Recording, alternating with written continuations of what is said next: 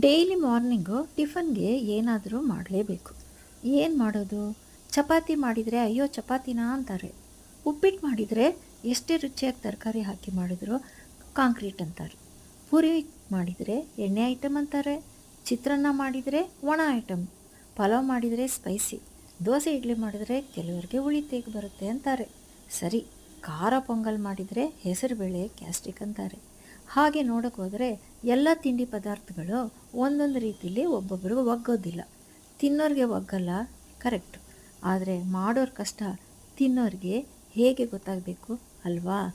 ಇವತ್ತು ನಾನು ನೆನೆಸಿದ ಅವಲಕ್ಕಿ ಒಗ್ಗರಣೆ ಮತ್ತು ಚಿಪ್ಸು ಮಾರ್ನಿಂಗ್ ಬ್ರೇಕ್ಫಾಸ್ಟ್ಗೆ ಮಾಡಿದ್ದೀನಿ.